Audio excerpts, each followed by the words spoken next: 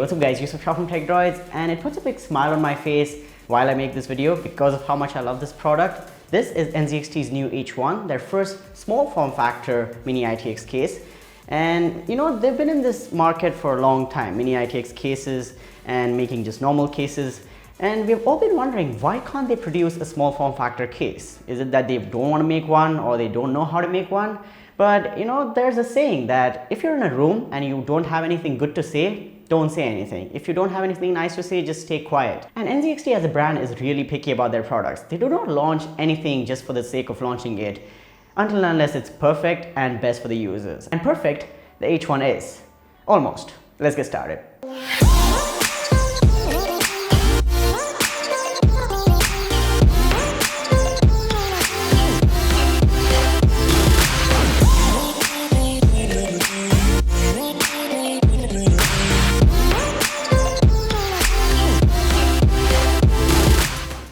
Alright, so the case looks good and all, but in my opinion, there's three pillars or three big boxes that a company has to tick when they're making a mini ITX case.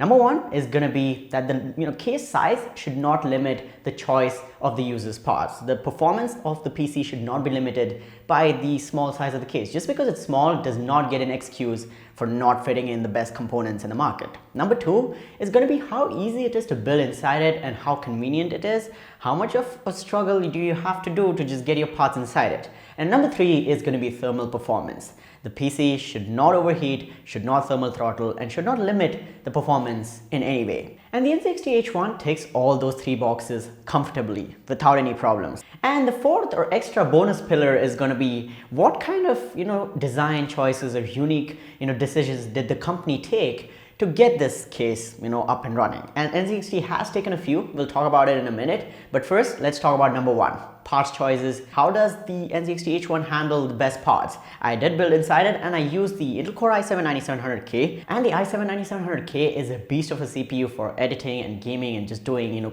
PC things.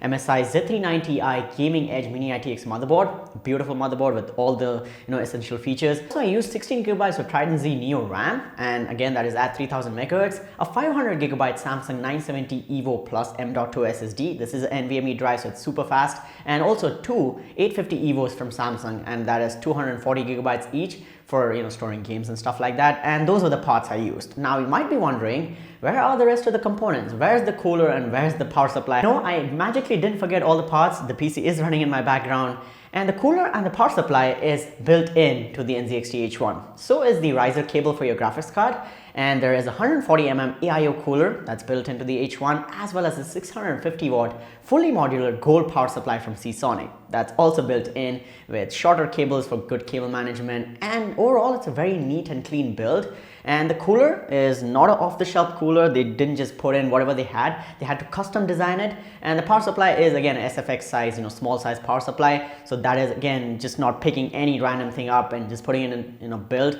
And the riser cable they're including is also not off the shelf. It's not like those cheaper cables that you find on Amazon. It's a custom designed Gen 3 full speed X16 cable, and it is quite short and it gives full performance. I ran a GTX 1080 Ti from NVIDIA, the GeForce GTX 1080 Ti Founders Edition actually, which is a big graphics card in my opinion. And the H1 handles it like a champ, and there is more space left inside the H1, so you can have even bigger graphics cards up to 2.5 slots. And in terms of size, I think most cards, even the 2080 Ti's from MSI and Asus, should fit in no problem. That's how much freedom you have when it comes to picking your parts. You can also do an AMD build on Ryzen. People might be doing Ryzen builds as well. Just go on YouTube and check it out. And talking about the first pillar, again, that is ticked as I said. Now, second pillar, how easy it is to build inside this case. And in my opinion, not over exaggerating, even if you're building a PC for the first time, and if you know what parts to get, this build will be finished in half an hour and you won't take an extra minute. If you know how to build a PC, even if it's the first time, you should be able to get it up and running, because you don't have to install the power supply and the cooler. Those are the two things that take the most amount of time, and those are already done for you. And most of the cable management is also done by NZXT. Also, there's two SSD slots, Again, it is toolless, so you just pop the SSDs in and that's it. You just connect the cables. It is really easy. I didn't have to go get my hand in weird positions. Nope, it was very comfortable, and I was able to just open 2 screws, get the radiator and the fan up, put my motherboard in, put in the motherboard screws, and also install the RAM, just do my cable connections. And yeah, the build was very simple and very smooth in my opinion. So box number 2 is also ticked. Now let's talk about number 3, performance and thermals. And what do I even tell? This is also ticking that box because performance was great. It was just like any other i7 and 1080 Ti combo with 16 gigabytes of RAM. And thermals on idle, this was hovering between 38 degrees to 45 degrees. If I played something like Battlefield 5 on ultra settings, putting like 60 to 70% load, I was able to push the PC to around 65 degrees Celsius.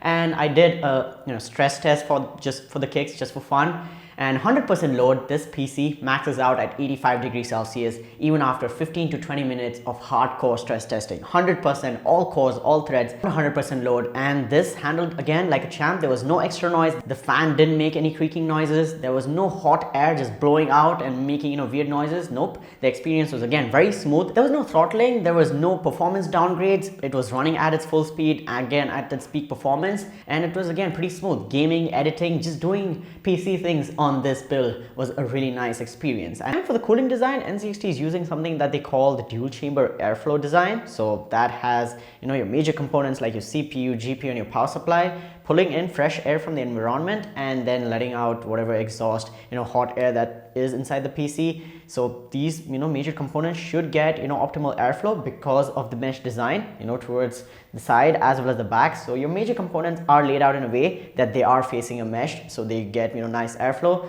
which I really like. And also talking about your port situation, you have your usual IO. So just like the rest of the 8 series cases, you have your power button, your USB type A port, your USB type C port, as well as a headphone jack, which is a combo jack, so you can use the adapter that's included in the box to use your microphone as well. Now I'd love to see another USB type A port, and I don't think there is a reason to take that out. I don't know why they do that, but I think they can add a USB port, and that could be a downside for people who do like to use a lot of pen drives and adapters and stuff like that. Talking about the 4th pillar or the 4th box, the unique design choices, there's a few. So the ports, if you're wondering, now that you've been watching this video, where are all the ports? Where do I put my keyboard, mouse? Where do I get my display outputs of my graphics card? All that is at the bottom of the case. So your IO shield of your motherboard is on the bottom of the case, and that might be considered as a inconvenience or a downside or a negative. But just think about it. This beautiful looking case, if NZXT were to just put that ports on the front or on the back or on the side, that would ruin the whole case's design, and it just doesn't make sense. That is not something that NZXT would do. This case stays true to their cable management prowess. It's a really neat and clean looking case, and putting the ports somewhere else just doesn't make sense to me. And yeah, it's not a hard job. It's not impossible. Just lay the PC flat, put in whatever you want to, route the cables towards the back of the case, and that's pretty much it. That's all you have to do.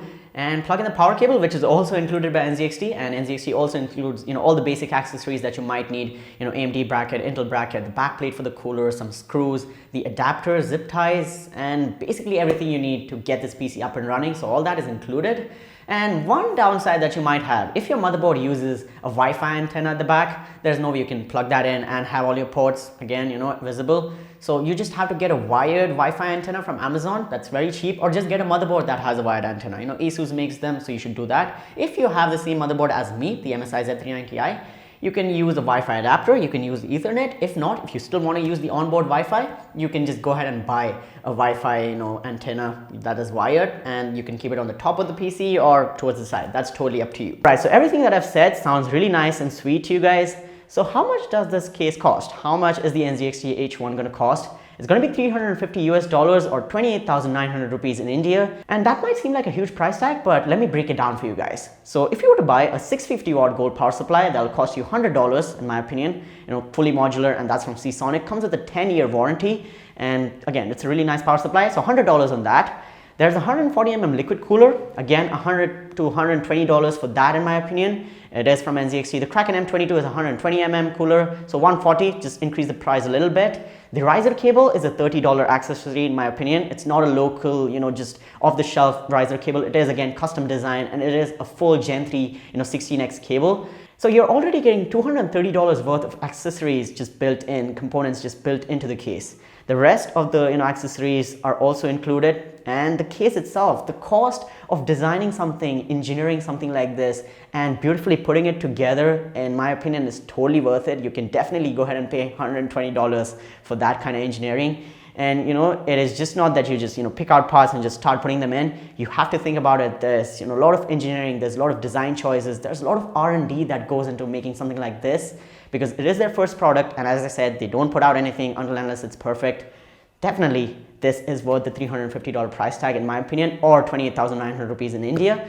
And you can definitely go ahead and buy this PC case in the description down below. I will leave a link down below. Talking about the rest of the warranty, the other components, the cooler as well as the case have a 3-year warranty, and that's again pretty nice. Usually you only get like 2 years, but again 10 years on the power supply as well as 3 years on the case and the cooler. All right, so that's pretty much it for this video, guys. I hope you guys enjoyed. Thank you so much for watching. I hope this was helpful. If it was, a thumbs up will be appreciated. Subscribe to the channel and hit the notification bell so you don't miss out on future uploads. If you're interested in buying the H1 or anything that I mentioned in this video, everything will be linked down below, and you are going to help out the channel if you do buy from those links.